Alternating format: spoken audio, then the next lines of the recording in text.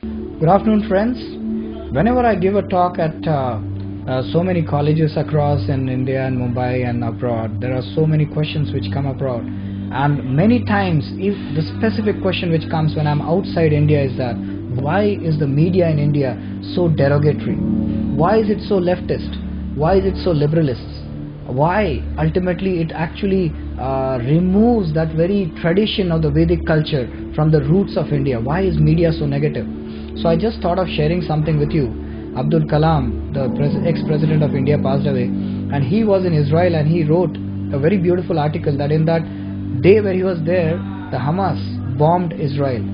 But still on the newspaper, the first heading which was there was of a beautiful new invention that the Israeli people had done. It was not about the number of people who were killed or the bombing of Hamas or any wrong thing or negative thing for the people. So today, unfortunately, the media is so wrong.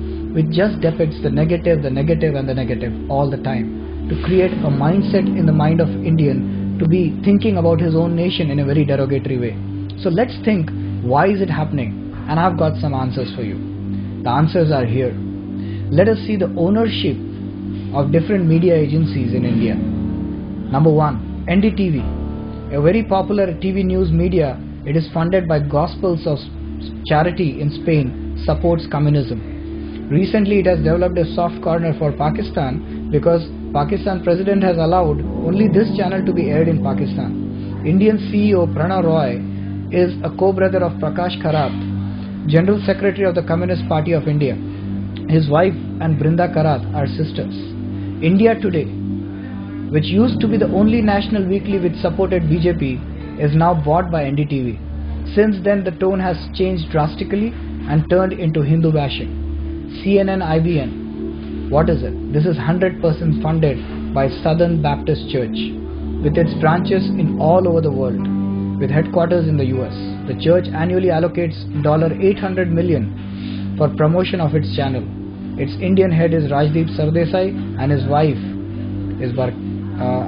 Sagarika Ghosh. Times Group list: Times of India, Midday, Navbharat Times, Stardust, Femina, Vijay Times, Vijaya Karnataka, Times Now, and many more. This is the Times Group list. This Times Group is owned by Bennett and Coleman. World Christian Council does 80% of the funding, and an Englishman and an Italian equally share balance of 20% in it. The Italian Roberto Mindo is a close relative of Sonia Gandhi.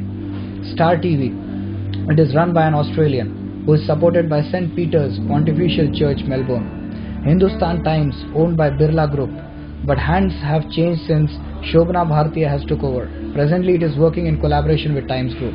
The Hindu, English daily started over 125 years back, has been recently taken over by Joshua Society, Bern, Switzerland. N. Ram's wife is a Swiss national. Indian Express, divided into two groups, the Indian Express and New Indian Express, Southern Edition. ACTS Christian Ministries have major stake in the Indian Express, and latter is still with the Indian counterpart. Enadu, still to date controlled by an Indian named Ramoji Rao.